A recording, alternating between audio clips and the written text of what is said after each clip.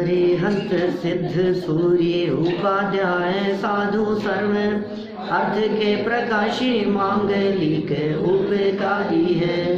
तिनको स्वरूप जान रागते भई जो भक्ति काय को नवाई स्तुति को ऊंचाई है। धन्य धन्य तिन्हीं ते काज सब आज भाए कर जोड़ बारे बारे वंदना हमारी है। मंगल कल्याण सुख ऐसो हम चाहते हैं। हो मेरी ऐसी दशा जैसी तुम धारी है। हो मेरी ऐसी दशा जैसी तुम धारी है। हो मेरी ऐसी दशा जैसी तुम धारी है।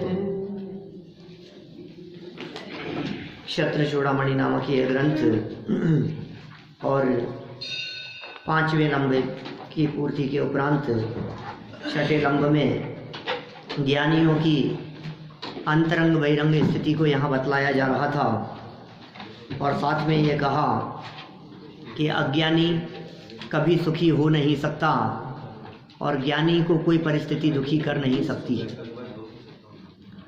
अज्ञानी सदा दुखी और ज्ञानी सदा सुखी। ज्ञानी आनंद में रहते हैं और अज्ञानी दुखी होते रहते हैं। ज्ञानी के पास में कुछ ना हो तो भी मज़े में है और अज्ञानी के पास में कोई भी मोबाइल हो, कोई भी गाड़ी हो, कितना भी पैसा हो, वो दुखी है। क्या कितना भी हो, कुछ भी हो, जगत में सारे सब मिथ्या दृष्टि अज्ञानी है। सर्व मिथ्या दृष्टियों की चर्चा चल रही है। कोई भी मिथ्या दृष्टि क्यों नहीं हो, जिसको पर में सुख दिखाई देता है वो कभी सुखी नहीं हो सकता। पर को अपना बनाना चाहता है, पर अपना बनता नहीं है, तो ये दुखी हुए बिना रहेगा नहीं, दुखी ही दुखी रहेगा। ये कितने हीरे मोती इकट्ठे कर ले में, कितने जवाहरात इकट्ठे कर ले में, धन दौलत वैभव संपत्ति कितनी इकट्ठी होवे कि जीव सुखी हो जाए। एकमात्र तत्व ज्ञान है। तत्व ज्ञान होगा तो इस जीव के चित्त में शांति होगी और तत्व ज्ञान नहीं है तो इस जीव को कोई शांत कर सकता नहीं है।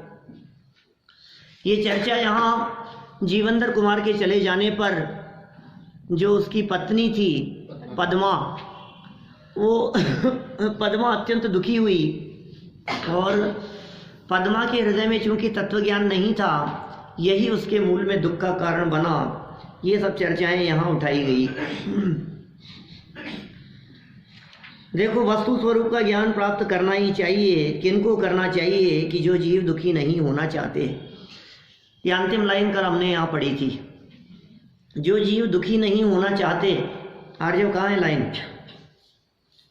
जो जीव दुखी नहीं होना चाहते उनको क्या करना चाहिए? वस्तु स्वरूप का ज्ञान प्राप्त करना चाहिए। बोलो, दुखी कौन नहीं होना चाहता? आर्य दुखी होना चाहते हैं क्या? कोई नहीं होना चाहता भाई। दुखी दुखी कौन होगा दुनिया में? दुनिया में हर जीव ये चाहता है सुखी सुख मिले। अब वो सुख के मायने अलग अलग हैं सबकी दृष्टि में।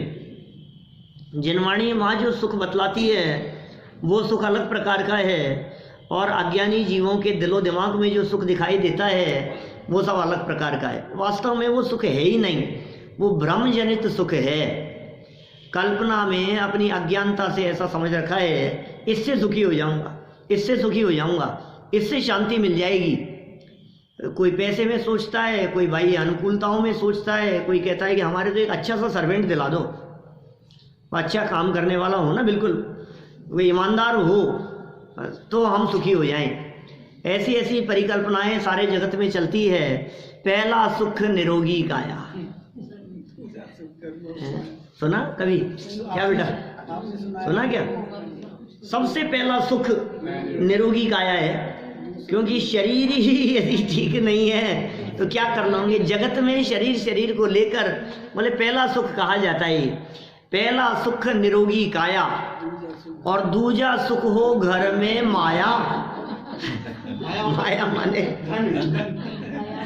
पहले तो शरीर ठीक हो लोग कहते हैं, और दूसरा सुख कहते हैं बोले माया होनी चाहिए घर में। उसके बिना कहाँ सुख है? पैसे के बिना तो पैसे पैसे में सुख दिखाई देता है। और तीजा सुख सुलक्षणा नारी, पत्नी, नहीं समझ में आया? पहला सुख निरोगी काया, दूजा सुख हो घर में माया, तीजा सुख सुलक्षणा नारी, और चौथा सुख पुत्र आज्ञाकारी।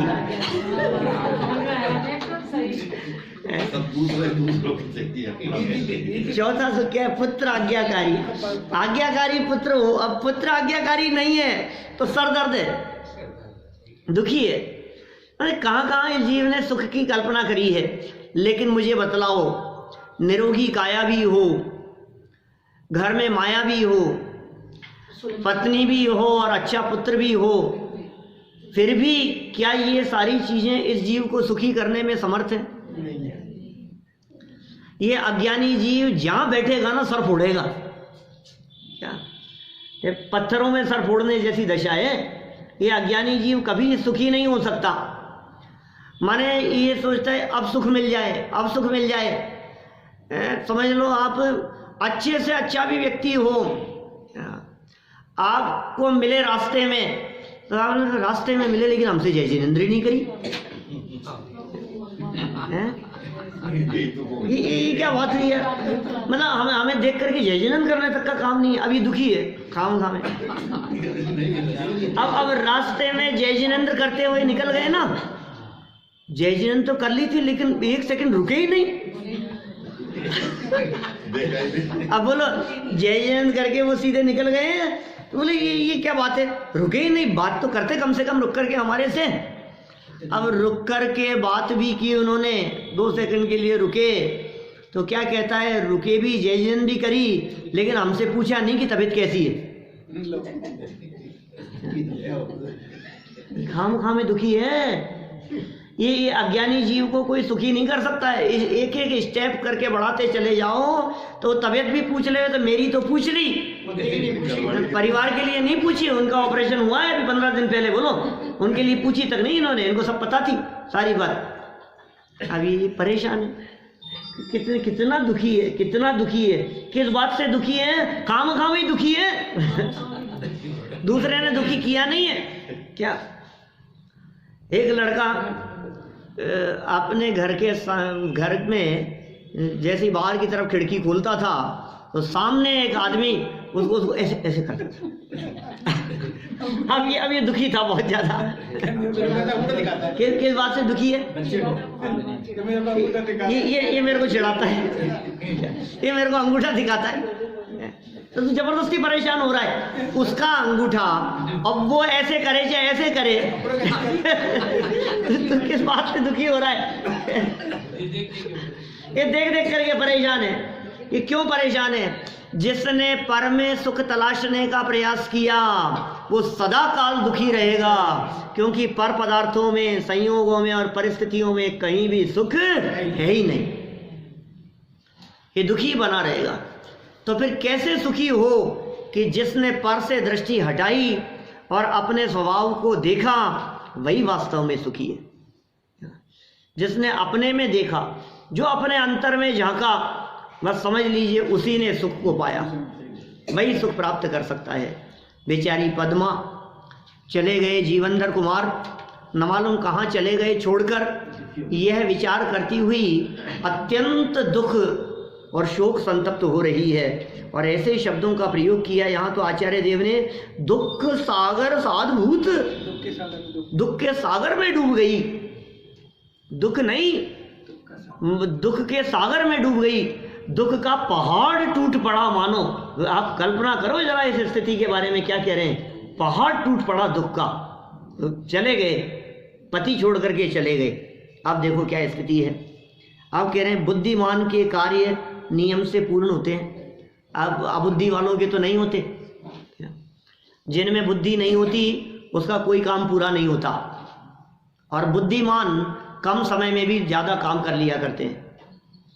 जो बिना बुद्धि वाले होते हैं वे समय बर्बाद करते हैं। छोटे से काम के लिए उनको कहो तो वो बहुत समय निकाल देंगे उसमें, माने छोटे छोटे से कामों में माने समझ लो खाना बनाना है 15 मिनट का काम है तो 2 घंटे लग जाएंगे। जो काम 2 घंटे का है उसमें 10 घंटे लगा देंगे, और जो काम 10 घंटे का है उसके लिए तो माथा ही पकड़ देंगे, मेरे से तो हो ही नहीं सकता। अज्ञानियों की ऐसी दशा होती है, मैं तो नहीं कर सकता। और जो पुरुषार्थी ज्ञानी समझदार लोग होते हैं वे निश्चित रूप से अल्प समय में अपने कार्य को पूर्ण कर ही लेते हैं। यहाँ बुद्धिमान के कार्यों के नियम से पूर्णता की बात कही जा रही है। कौन बुद्धिमान और कैसे कार्य और किस प्रकार पूर्ण होते हैं जरा देखें। 6वें लंब का यह तीसरा श्लोक है, 273 नंबर पेज पर।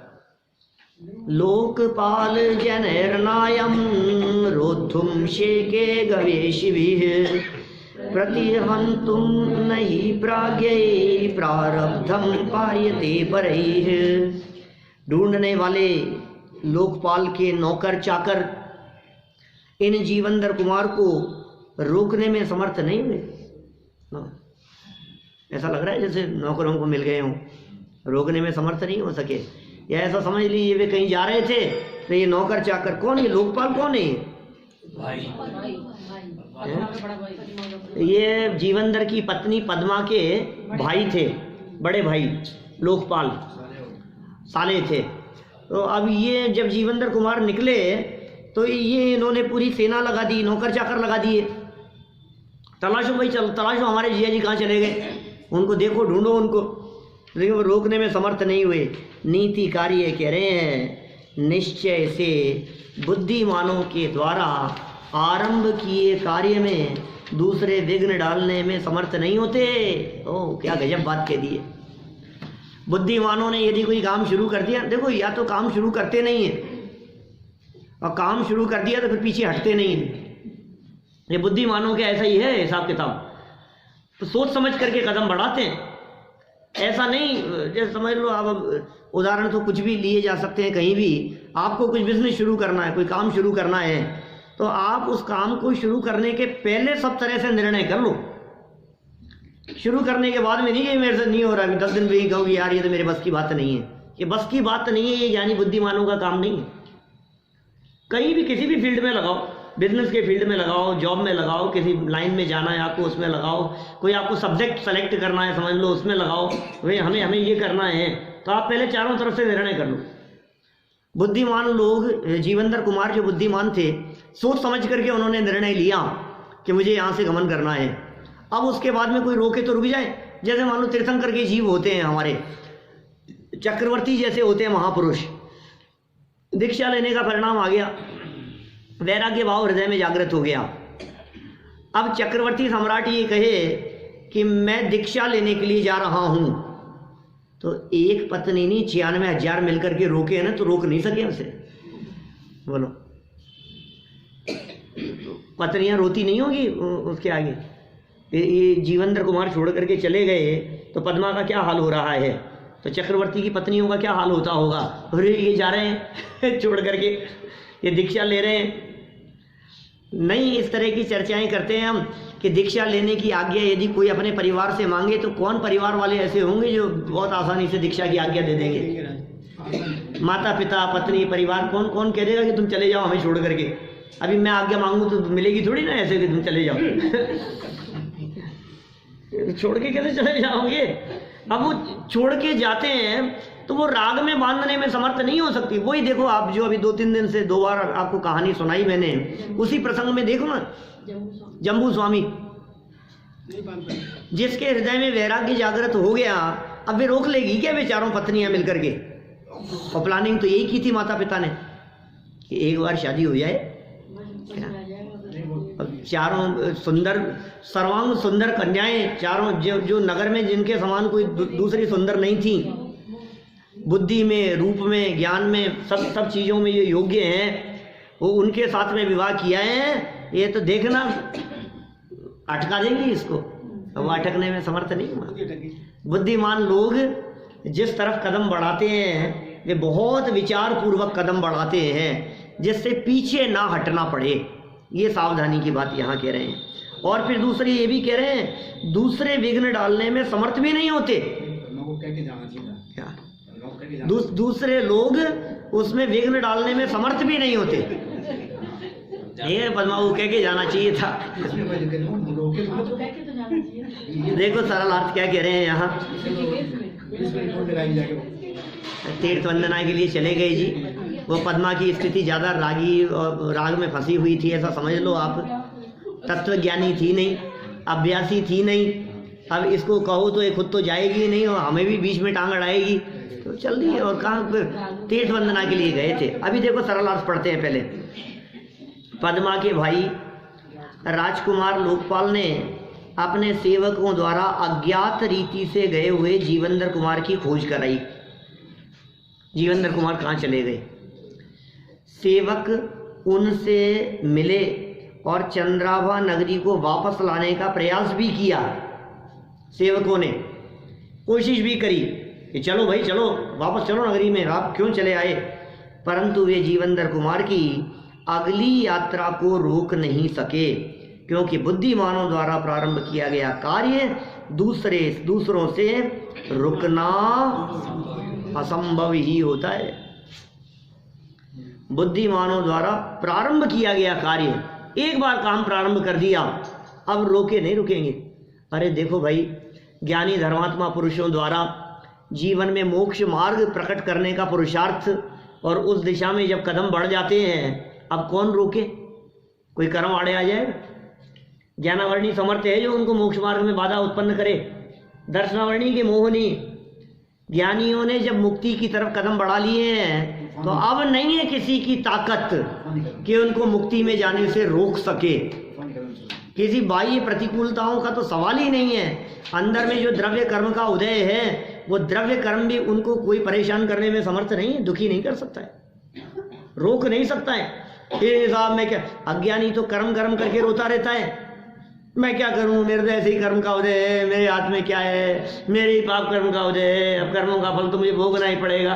तू कर्म कर्म करता रहे, रोता रहे। तू क्या कर्म कुछ नहीं है, कुछ नहीं कर सकता तेरा कर्म। कि साहब कर्म क्या नहीं कर सकते? कर्मों में तो बड़ी ताकत है। ये सुन भाई, कर्म का उदय तेरी परिस्थितियों और संयोगों तक फल दे सकता है, इसके आगे कर्म की चलती नहीं है। क्या इसके आगे नहीं चलती कर्म की? कर्म के पुण्य का उदय हो तो अच्छा गाड़ी बंगला नौकर चाकर मिल जाए तुम्हारे, और पाप कर्म का उदय हो तो ना मिले। तो आपको क्या लग रहा है कि पुण्य का उदय तो अच्छा है, सुखी करेगा, और पाप का उदय बुरा है, दुखी करेगा? इस धोखे में मत रहना। पुण्य और पाप किसी का भी उदय आ जाए, यदि ना समझ है तो दुखी होगा, और किसी का भी उदय आ जाए, ज्ञानी है तो दुखी नहीं होगा। पाप कर्म के उदय में भी, क्योंकि ये कर्म के उदय संयोग दिलाते हैं, सुखी दुखी नहीं करते। संयोग इस जीव के सुख दुख का कारण नहीं बनते। इस जीव का सुख दुख अपने से है, किसी और से नहीं। ठीक है ना? देखिए विशेष अर्थ में क्या कहते हैं? बुद्धिमान व्यक्ति विचार पूर्वक जिस कार्य को करने का निर्णय लेते हैं और प्रारंभ कर देते हैं, कार्य को करने का निर्णय भी लिया और प्रारंभ भी कर दिया, वे उसे पूर्ण करके ही छोड़ते हैं। क्या बुद्धिमान लोग जो कार्य को करने का निर्णय लेते हैं, पूर्ण करके ही छोड़ते हैं। जीवेंद्र कुमार उन्हीं बुद्धिमानों में से एक हैं। उन्होंने जिस उद्देश्य से यात्रा करने का निर्णय लिया है, उसे उनके उद्देश्य की पूर्ति होने तक कोई रोक नहीं सका। निर्णय ले लिया था उन्होंने कि मुझे तीर्थ यात्रा के लिए जाना है, विरक्त तो हो गए, कोई प्रसंग इस तरह का बन गया कि हमें जाना है तो जाना है, और धर्म कार्यों में जाने से ना रोका जाए, ऐसा तो वचन भी दिलाते हैं शादी के समय, फेरों में भी 7 वचन मालूम है आपको?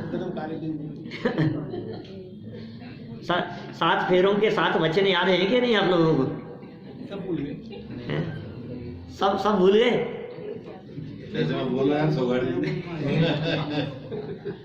हमें क्या याद रखने की जरूरत है, हमारे तो सब पलते ही हैं, हम तो सब पालते ही हैं। ये एक नियम ये भी है कि यदि धर्म कार्यों में कहीं जाने का योग बनेगा और हम जाना चाहेंगे तो रोकेंगे नहीं। अपने जो स्पाउस है, चाहे हस्बैंड हो चाहे वाइफ हो, दोनों तरफा मतलब धर्म कार्य को करने में आप रोकोगे नहीं। यदि स्वीकार है तो फेरा पड़ेगा आगे का। आत्मा क्या? और यदि स्वीकार नहीं है क्या तो यही अभी जाता हूं मैं वापस। ये तो वधू का होता है। दोनों तरफा है बात। ये वधू के लिए इसलिए बात कही जाती है एक्चुअल में, क्योंकि महिलाओं में धार्मिक बुद्धि ज्यादा होती है। किसी भी सभा में देख लो, यहाँ भी अपने जितने पुरुष है ना उनसे ज्यादा संख्या महिलाओं की। ये यही की बात नहीं है। भगवान महावीर स्वामी के समूह शरण में भी 3 गुना ज्यादा थी। अच्छा क्या महिलाएं? 1 लाख पुरुष थे तो 3 लाख महिलाएं थी। 1 लाख पुरुष और 3 लाख स्त्रियां समूह शरण में। महिलाओं की संख्या भी ज्यादा है वैसे। महिलाओं की संख्या ज्यादा कम का सवाल नहीं है, लेकिन धार्मिक बुद्धि की बात है। सहज ही महिलाओं में धार्मिक रुचि सहज ही होती है, जो पुरुष वर्ग में कम देखी जाती है। तो इसलिए भी कहा कि भाई मैं तो धर्म करना चाहूंगी, भाई इनकी तो बुद्धि कम होगी। अब ये चांस बहुत कम होते हैं ऐसे कि पुरुष वर्ग में ज्यादा विशेष रुचि दिखाई देवे। देखिए खैर क्या बात कही यहाँ। जीवेंद्र कुमार उन बुद्धिमान पुरुषों में से एक थे, बुद्धिमान थे, उन्होंने जिस उद्देश्य से यात्रा करने का निर्णय लिया है उसे उनके उद्देश्य की पूर्ति होने तक कोई रोक नहीं सका। जीवेंद्र कुमार द्वारा तीर्थ वंदना गए कहाँ है ये तो बताओ, चले कहाँ गए? किसी और के साथ तो नहीं भाग गए। मैं कहा गए कहाँ हैं ये तो बताओ। छोड़ गए, मिलेंगे कि नहीं मिलेंगे, कहीं मुझसे दुखी होकर के आत्महत्या कर ली हो, कहीं चले गए हो, कहीं उनका किडनैप हो गया हो। आखिर पता तो लगे ना एक्चुअल में असली बात क्या है। कहाँ चले गए हैं? कहीं नहीं गए हैं, तीर्थ वंदना के लिए गए थे। और समय जब जैसा प्रसंग आएगा आ जाएंगे, लौट आएंगे। जीवेंद्र कुमार द्वारा तीर्थ वंदना 4 नंबर श्लोक क्या कहते हैं यहाँ? सत्वरम गत्वर स्वामी तीर्थस्थानान्य पूजयत पावनानि जायन्ते स्थानान्यपि सदाश्रयात्। शीघ्र, सत्वर मतलब शीघ्र, गत्वर है माने चलने वाले। जीवेंद्र कुमार ने तीर्थ स्थानों की पूजा की। शीघ्र चलने वाले मतलब ढीले नहीं थे, मतलब ढीलापन का काम नहीं था, बहुत एक्टिव थे काम करने में। तो ये तीर्थ स्थानों की उन्होंने पूजा की। नीतिकार कहते हैं निश्चय से स्थान भी महात्मा पुरुषों के आश्रय से पवित्र हो जाते हैं। तो अपना ये जिन मंदिर क्यों तीर्थ बन गया? पूर्व काल में हुए महापुरुषों की सत्ता उपस्थिति के कारण ये जिन मंदिर तीर्थ बन गया है। और सच में तीर्थ कहते भी उसे ही हैं। तीर्यते जायते अनेन इति तीर्थम, ये तीर्थ की व्युत्पत्ति है। जहाँ से तिरा जाए उसका नाम तीर्थ है। तिरा जाए माने जहाँ से कोई जीव तिरे हो, जहाँ से तीर्थ का प्रवर्तन हुआ हो, जहाँ बैठकर ज्ञानी धर्मात्मा पुरुषों ने साधना की हो, तपस्या की हो, ध्यान किया हो, चिंतन मनन अभ्यास किया हो, जिस जगह पर बैठकर वे ज्ञानी धर्मात्मा पुरुष विहार को प्राप्त हुए हैं, वो जगह अपने आप में पवित्र हो गई, वो तीर्थ हो गई है। तीर्थ तिरने के अर्थ में है तो जो जहाँ चरण पड़े संतन के, तो बंटाधार, आप जानते हैं बंटाधार क्या है? लोग तो ऐसे मजाक समझते हैं, हंसी समझते हैं। जहाँ चरण पड़े संतों के तहाँ बंटाधार। बंटा मतलब होता है कलश। वहाँ कलशों की धारा पड़ती है, वो स्थान पवित्र हो जाता है, वो स्थान पूजनीय हो जाता है। ये है अर्थ उसका। ये तो बंटाधार में समझते हैं। सब हो गया हो, काम निबट गया हो, ऐसा नहीं है। आप देखिए जहाँ संत धर्मात्मा ज्ञानी पुरुष माने उस क्षेत्र का उद्धार हो जाता है, ऐसा कहना चाह रहे हैं। बंटाधार कहकर ये कहना चाह रहे हैं माने जिस जगह पर ज्ञानी धर्मात्मा पुरुष रहे हो वो जगह अपने आप में इतनी पवित्र हो जाती है कि उस जगह का भी कहते हैं ना, जैसे भाग्योदय आ गया। अब उन पुद्गल परमाणुओं की ऐसी योग्यता है। भाग्य अभाग्य ऐसा तो कुछ होता नहीं है किसी क्षेत्र में। पुद्गल के काय का कर्म का उदय, सो बात तो बनती नहीं है। लेकिन समझ लीजिए उस क्षेत्र के परमाणु जो ज्ञानियों के तन से स्पर्शित हैं, वहाँ ऐसी पवित्र वर्गणाएं विचरण किया करती है कि उनके योग से आने वाले, साधना करने वाले, बैठने वाले, वहाँ और जो दूसरे आने जाने वाले लोग हैं उनका भी मन पवित्र हुए बिना नहीं रहता, हृदय की पवित्रता। इसलिए तीर्थ वंदना का जब कभी विचार आवे तो रोकना नहीं, उसे तुरंत बनाना प्रोग्राम तीर्थ वंदना का बनाओ, क्योंकि वहाँ मन पवित्र रहता है, वहाँ परिणाम निर्मल रहते हैं, वहाँ भाव बनते हैं, परिणामों में विशुद्धि आती है, बड़ा गजब रहता है। अभी सोनागिरी जी गया ना 5-7 दिन पहले, अभी 10 दिन, कितने दिन पुरानी बात होगी, 10-1 दिन ही तो है, 10-12 दिन। बड़ा आनंद आता है। तो सुबह आप वंदना करने के लिए जाओ, कितना घंटा 1.5 घंटा लगता है वंदना में, और क्या है, बड़ा आनंद आता है किसी भी क्षेत्र पर। और आप कहीं छुट्टी, अरे साहब छुट्टी नहीं मिलती है, अरे साहब समय नहीं है, अरे आप चूलगिरी पे चले जाओ क्या, और ऐसे नहीं गाड़ी लेकर के चले गए और ऊपर जाके पार्क कर दिया, आप नीचे से पैदल चढ़ गए। हम कभी मन होता है तो चले जाते हैं और पैदल चढ़ जाते हैं, बड़ा आनंद आता है क्षेत्रों पर। उन क्षेत्रों का प्रभाव ही कुछ विशेष होता है। वैसे अपना ये जो क्षेत्र है, जहाँ पंडित टोडरमल जी, पंडित जयचंद जी छाबड़ा हैं, ऐसे जो महापुरुषों ने यहाँ बैठ करके साधना की, जो उनके कार्य क्षेत्र कार्यस्थली रहा, तो यहाँ मंदिर में आकर के भी एक विशेष प्रकार की शांति की अनुभूति होती है। यहाँ सहज ही ऐसा है। ये देखो यहाँ ये सिखा रहे हैं, ये क्या अरहन, देखो शीघ्र गति में ऐसे गमन करने वाले जीवंदर कुमार ने अनेक तीर्थ क्षेत्रों की पूजा और वंदना की, बहुत सारे तीर्थ क्षेत्रों की पूजन भी की और वंदना भी की।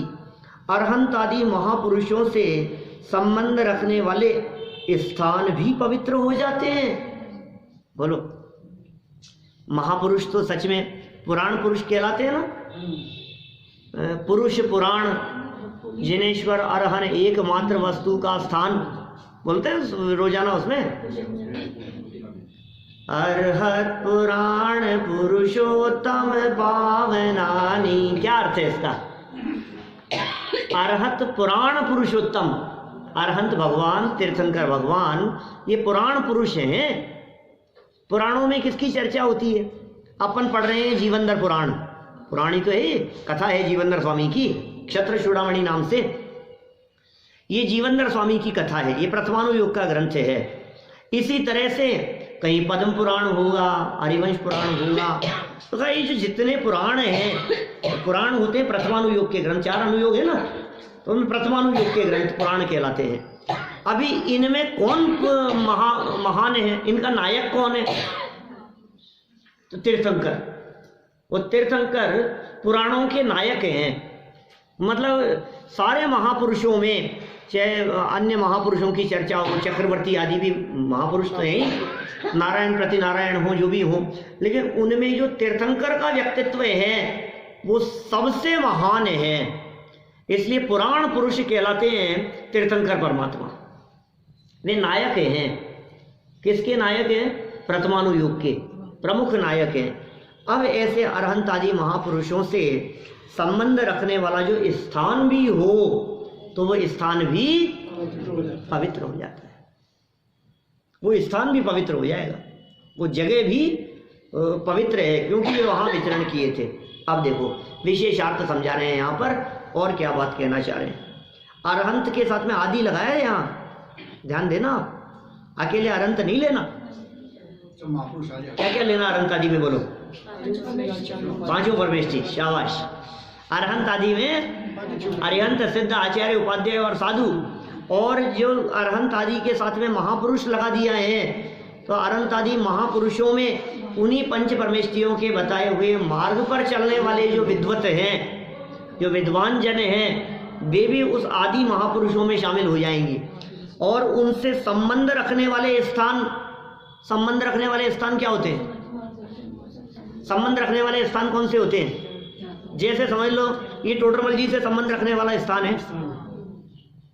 अरे जहां उनका या तो जन्म हुआ हो, इसलिए अपन चतुर्विंशति तीर्थंकरों की जन्मभूमि को भी तो पवित्र मानते हैं। अयोध्या है, अयोध्या की क्या महिमा है बताओ? अयोध्या में से कौन से तीर्थंकर मोक्ष गए?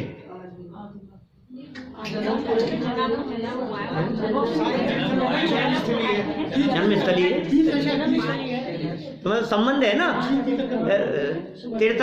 तीर्थंकरों का संबंध है ना। 5 ही हुए, 5 ही अभी तो 5 ही का जन्म हुआ है। इस 24 में 5 ही तीर्थंकरों का जन्म अयोध्या में हुआ है, लेकिन तीर्थंकरों के जन्म से संबंध रखने वाली नगरी है बनारस। नगरी की क्या महिमा है बतलाओ?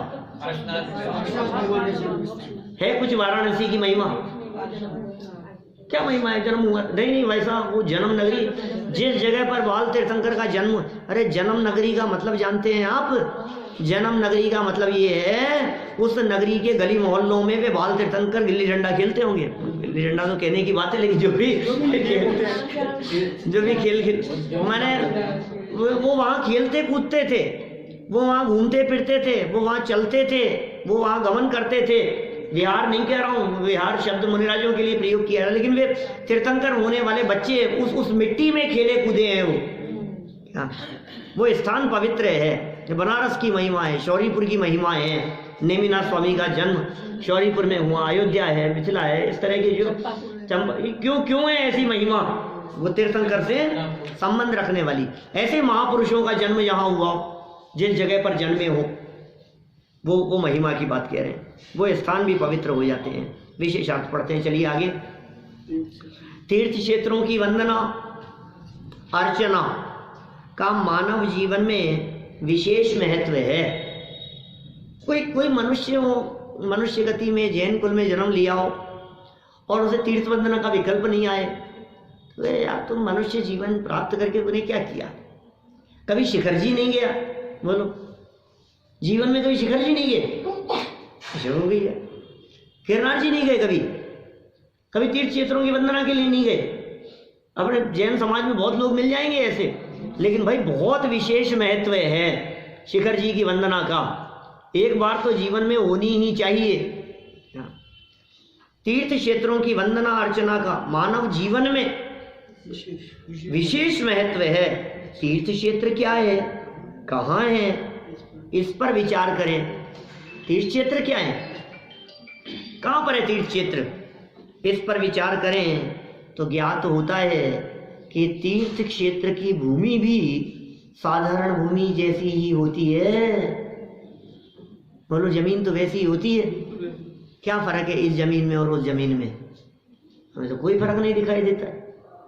ये तुम्हें फर्क नहीं दिखाई देता, लेकिन ये कह रहे हैं यहाँ, किंतु उस भूमि पर तीर्थंकर आदि महापुरुषों का विहार अथवा पंच कल्याणकों में से कोई एक या अनेक कल्याणक होते हैं, उनके प्रताप से वह भूमि पूजनीय और वंदनीय हो जाती है। वाह, बाकी तो कोई फर्क नहीं है। क्या फर्क है बतलाओ? यहाँ भारत की भूमि और पाकिस्तान की भूमि में क्या फर्क है? मिट्टी में कोई फर्क होगा? जमीन में कोई फर्क होगा?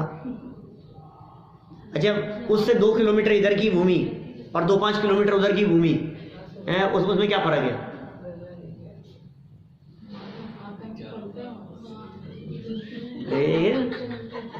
कैसी बात कह रहे हैं ये? देखो, आतंकी पलते हैं, तो आतंकी यहाँ नहीं है क्या? सब जगह भी ऐसा नहीं है। वहाँ उस भूमि पर भी अपना जैन मंदिर था, आज भी है वहाँ। मुल्तान तो था ही ना उसी भूमि पे, कोई फर्क नहीं था। बंटवारे तो तुमने कर लिए। मैं कह रहा हूँ राजस्थान में और गुजरात में क्या फर्क है? उसकी मिट्टी में क्या फर्क है, जमीन में क्या फर्क है? बाउंड्री तो तुमने बना दी। धरती पे तो इस तरह की कोई बाउंड्री होती नहीं है। जमीन में कोई बाउंड्री होती है क्या? तुमने सीमा रेखा खींच दी। तो तीर्थ क्षेत्रों में भी कोई ऐसा विशेष नहीं है। विशेष तो नहीं है, लेकिन उनके तन से, उनकी देह से, उनकी उपस्थिति से संस्पर्शित वो क्षेत्र है। ये विशेषता है। इतनी विशेषता तो है ना। आज भारत की भूमि पवित्र क्यों है और अमेरिका, लंदन, जापान की भूमि क्यों नहीं इतनी पवित्र है? इस भूमि की क्या महिमा है? यहाँ तीर्थंकर हुए, यहाँ ज्ञानी धर्मात्मा हुए, यहाँ मुनिराज हुए हैं। ये भारत भूमि की महिमा है, ये क्षेत्र है ये। माने इस भूमि पर जहाँ ज्ञानियों ने मुनिराजों ने विचरण किया हो, उस भूमि पर आपके परिणामों में सरलता रहेगी। और वो भूमि ऐसी जिस भूमि पर परिणाम तो कहाँ भी कैसे भी हो सकते हैं, लेकिन तो भी जो भाव यहाँ बनते हैं वो भाव वहाँ नहीं बन सकते। इसलिए भावों की दृष्टि से बहुत महत्व रखता है। यहाँ कह दिया इन्होंने तीर्थंकर महापुरुषों का विहार। आप जानते हैं अपने बिहार एक प्रांत का नाम भी है, बिहार प्रांत है एक भारत का। उस बिहार प्रांत का नाम भी बिहार इसीलिए पड़ा है मुनिराजों के बिहार से, क्या तीर्थंकरों के बिहार से। और ऐसा तक हम कह सकते हैं भगवान महावीर स्वामी का बिहार क्या ये उस प्रांत में बहुत हुआ, इसलिए उस प्रांत का नाम बिहार पड़ गया। कहाँ पर विपुलाचल, राजगिरी, ये सब भगवान महावीर स्वामी का समुचरण आया था ना वहाँ। कुंड ग्राम, वासो कुंड, ये सारा पूरा जो एरिया है वो बिहार का, उस जगह पर भगवान महावीर स्वामी का विहार होता था। तो बोले कहाँ विहार कर रहे हैं महाराज कि वहाँ, कहाँ विहार कर रहे हैं कि वहाँ। फिर जब वे निर्वाण चले गए तो बोले कौन सी जगह, बोले जहाँ महावीर भगवान का विहार होता था। बोले कौन से एरिया की बात कर रहे हो, बोले जहाँ महावीर भगवान का विहार होता था। अब इतना बड़ा कौन, बोले जहाँ विहार होता था। बोले क्या कि जो बिहार नाम पड़ गया, उस जगह का नाम ही बिहार हो गया। तो ज्ञानी धर्मात्मा के साथ साथ में तीर्थंकर महापुरुष कल्याणक, हमने कही थी एक दिन चर्चा आपसे बीच में, ध्यान होगी आपको। सिद्ध क्षेत्र, निर्माण क्षेत्र, तीर्थ क्षेत्र, अतिशय क्षेत्र, ये किसे कहें हम कि जहाँ तीर्थंकरों के कल्याणक हुए हों वे सब क्षेत्र तीर्थ क्षेत्र कहलाते हैं। जहाँ गर्भ जन्म तप ज्ञान कल्याणक हुए हों वे क्या कहलाते हैं, वे अतिशय क्षेत्र कहलाते हैं। और जहाँ से उनका मोक्ष हुआ हो तीर्थंकरों का वे निर्माण क्षेत्र कहलाते हैं। चतुर्विंशति तीर्थंकर निर्माण क्षेत्र भी हो, 24 तीर्थंकरों का जहाँ मोक्ष हुआ हो वो निर्माण क्षेत्र कहलाते हैं। और ये 4 और 5 ये दोनों मिलाकर के जहाँ से सामान्य जीव मोक्ष गए वो सिद्ध क्षेत्र, और ये सब मिलाकर के इनका कॉमन नाम है तीर्थ क्षेत्र। क्या कहा, तीर्थ क्षेत्र तो सभी का नाम, तीर्थ क्षेत्र तो सभी का नाम है। अब उन तीर्थ क्षेत्रों में से कोई होते हैं अतिशय क्षेत्र, जहाँ अतिशय क्या हुआ, कर्म कल्याणक जहाँ होगा ना वही अतिशय है। जन्म कल्याणक बनाया हो, अतिशय क्षेत्र लोक व्यवहार में कह देते हैं चमत्कारों की दृष्टि से। सच में चमत्कार तो वे हैं जो तीर्थंकरों के जीवन में घटित हुए, असली चमत्कार तो वे हैं। ऐसी ऐसी घटनाएं घटती है। हैप्पी 5 कल्याणक होते हैं ना, गर्भ कल्याणक और जन्म कल्याणक और तीसरा कौन सा भाई, तप कल्याणक, और फिर चौथा ज्ञान कल्याणक। पहले ये 4 कल्याणक जिस जगह पर होते हैं तीर्थंकरों के, जिस जगह पर हो गए, जहाँ मनाए गए, उसको हम कहेंगे अतिशय क्षेत्र। और 5वां जहाँ हुआ उसको क्या कहा, निर्माण क्षेत्र। ठीक है। और ऐसा ही थोड़ी ना है कि तीर्थंकर ही निर्माण जाते हो। बाकी रामचंद्र जी जहाँ से गए, मान लो मांगी तुंगी से मोक्ष गए रामचंद्र जी हैं, तो वो कौन सा क्षेत्र है, अतिशय क्षेत्र है क्या, निर्माण क्षेत्र है क्या, सिद्ध क्षेत्र है। अब जैसे सोनागिरी जी, अब सोनागिरी जी जो है, ये सोनागिरी जी से कौन से तीर्थंकर मोक्ष गए, चंद्रपुर, चंद्रपुर वहां से गए। फिर 5.5 करोड़ मुनि मोक्ष गए सोनागिरी जी से। 5.5 करोड़ जीवों ने, मुनिराजों ने वहां से निर्वाण की, मोक्ष की प्राप्ति की, सिद्ध बने वहां से, लेकिन तीर्थंकर नहीं। इसलिए सोनागिरी जी सिद्ध क्षेत्र तो है, निर्वाण क्षेत्र नहीं। तो निर्वाण क्षेत्र कौन से हैं बतलाओ जरा, 2 लाइनें कौन सुना सकता है। समेत गण गिरनार चंपा पावापुरी कैलाश को पूजो सदा 24